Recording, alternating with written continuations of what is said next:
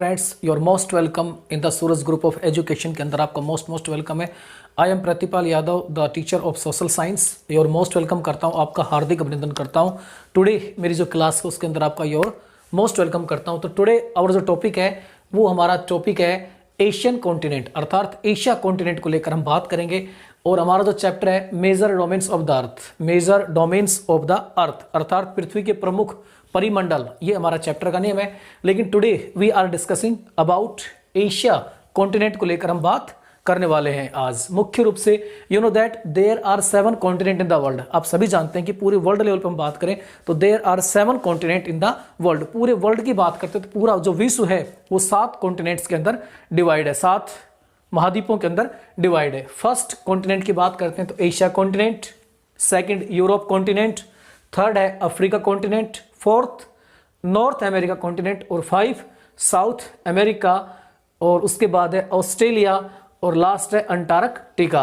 तो ये जो कॉन्टिनेंट्स हैं उन सभी कॉन्टिनेंट्स के नाम मैंने आपको यहाँ पर बता दिए कि कौन कौन से 7 कॉन्टिनेंट्स हैं। लेकिन मैंने पहले भी कहा था कि अभी आज हम डिस्कस कर रहे हैं स्पेशल रूप से एशिया कॉन्टिनेंट को लेकर। इस चैप्टर के अंदर हम डिस्कस करेंगे। Today our topic is Asia continent. लेकिन उससे पहले ये जानना जरूरी हो जाता है कि कौन कौन से कॉन्टिनेंट हैं।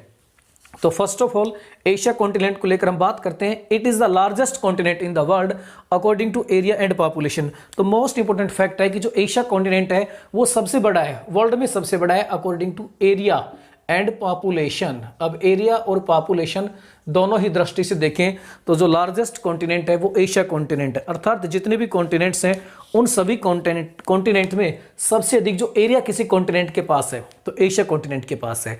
अगर पॉपुलेशन की बात करें तो सबसे ज्यादा पॉपुलेशन भी इसी एशिया कॉन्टिनेंट के अंदर है। तो ये दो फैक्ट हैं कि अकॉर्डिंग टू एरिया, एक तो क्षेत्रफल की दृष्टि से और पॉपुलेशन की दृष्टि से इसी कॉन्टिनेंट के पास है। सेकेंडली है it covers about 1/3 of the total land masses of the अर्थ। यानी कि अगर हम अर्थ को देखते हैं तो ये हमारी सपोज करो अर्थ है, इस अर्थ पर अगर 29% जो लैंड दिखाई गई है उस 29% का 1/3 हिस्सा, यानी टोटल जो लैंड है 29% अगर लैंड है उस 29 लैंड का 1/3 जो हिस्सा है वो सिर्फ और सिर्फ अकेला एशिया कॉन्टिनेंट के पास है। तो आप देख सकते हैं कितनी अधिक भूमि इस कॉन्टिनेंट के पास है।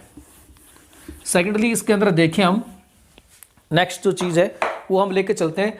It is the part of eastern hemisphere. Eastern hemisphere, ये जो एशिया कॉन्टिनेंट है ये ईस्टर्न हेमिस्फेयर का पार्ट है। सेकेंडली आप देखते हैं सपोज करो ये हमारी अर्थ है, अर्थ को बीच से बिल्कुल इक्वल रूप से डिवाइड करने का जो काम करती है वो करती है इक्वेटर। इक्वेटर पृथ्वी को बराबर के 2 भागों में बांटती है। ऊपर का जो हिस्सा होता है उसको हम बोलते हैं नॉर्दर्न हेमिस्फेयर, ये नॉर्दर्न हेमिस्फेयर है। और ये जो नीचे वाला हिस्सा होता है उसको बोलते हैं सदर्न हेमिस्फेयर। हेमिस्फेयर मतलब गोलार्ध, इसको बोलते हैं उत्तरी गोलार्ध और यह दक्षिणी गोलार्ध। तो मेन इंपॉर्टेंट बात है कि जो ये एशिया कॉन्टिनेंट है ये ईस्टर्न हेमिस्फेयर अर्थात उत्तरी जो गोलार्ध है इस उत्तरी गोलार्ध का भाग है। और इक्वेटर वह रेखा है जो इस गोलार्ध को, इस हेमिस्फेयर को बराबर के 2 भागों में बांटती है। पहली बात तो सुन लीजिए, काल्पनिक रेखाएं होती हैं, सारी की सारी क्या होती हैं, इमेजिनरी लाइन रेखाएं होती हैं। तो एशिया जो कॉन्टिनेंट है वो किसमें है, नॉर्दर्न हेमिस्फेयर का भाग है। The tropic of cancer passes through Asia continent. यानी कि आप सभी जानते हैं ट्रॉपिक ऑफ कैंसर, ये इक्वेटर हो गया, इक्वेटर से ऊपर यहां पर देखिए ट्रॉपिक ऑफ कैंसर। तो ये जो रेखा मैंने ऊपर वाली बताई है ये ट्रॉपिक ऑफ कैंसर होती है। और यहां पर जो रेखा होती है इसको बोलते हैं ट्रॉपिक ऑफ कैप्रिकॉर्न। तो मेन इंपॉर्टेंट बात है कि ट्रॉपिक ऑफ जो कैंसर है, ट्रॉपिक ऑफ कैंसर है जो कर्क रेखा है वो कर्क रेखा इस एशिया कॉन्टिनेंट से होकर गुजरती है। सेकेंड होता है Asia is separated from Europe.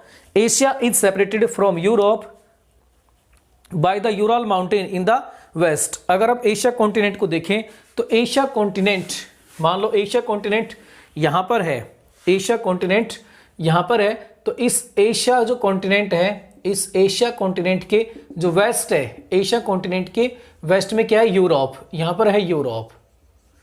Asia east में, एशिया के वेस्ट में क्या है, यूरोप कॉन्टिनेंट है। तो ये कह रहा है कि जो एशिया कॉन्टिनेंट है उस एशिया कॉन्टिनेंट से जो यूरोप है वो एक नेचुरल बाउंड्री है। नेचुरल बाउंड्री क्या है, यूराल माउंटेन है। ये यूराल माउंटेन है, इस यूराल माउंटेन किसके बीच में, एशिया और यूरोप कॉन्टिनेंट के बीच में। तो इन दोनों के बीच में जो बाउंड्री बनाने का काम करता है वो करता है यूराल माउंटेन। तो यूराल माउंटेन दोनों को एक प्रकार से क्या करता है, सेपरेट करता है। किसको, एशिया कॉन्टिनेंट को एशिया कॉन्टिनेंट को जो है मुख्य रूप से यूरोप कॉन्टिनेंट से अलग करने का काम करता है यूराल माउंटेन, जो दोनों को अलग करता है और ये एक नेचुरल बाउंड्री बनाता है। Landmass, the combined landmass of Europe and Asia is called Eurasia. Europe and Asia, जो यूरोप और एशिया है, जो यूरोप और एशिया है, सपोज यहाँ पर एशिया है और एशिया के साथ यहाँ पर क्या है यूरोप, तो ये कहा गया यहाँ पर जो यूरोप और एशिया है, यूरोप एशिया का जो कंबाइंड लैंड है, अर्थात यूरोप और एशिया जहाँ पर दोनों की भूमि समान है, दोनों का बराबर बराबर का हिस्सा है, तो उन दोनों के इक्वल पार्ट को, उन दोनों के बराबर के हिस्से को क्या कहा जाता है, यूरेशिया कहा गया है। यूरेशिया मतलब कुछ हिस्सा उसमें यूरोप का है, कुछ हिस्सा उसमें एशिया का है, उन दोनों को बोला जाता है यूरेशिया।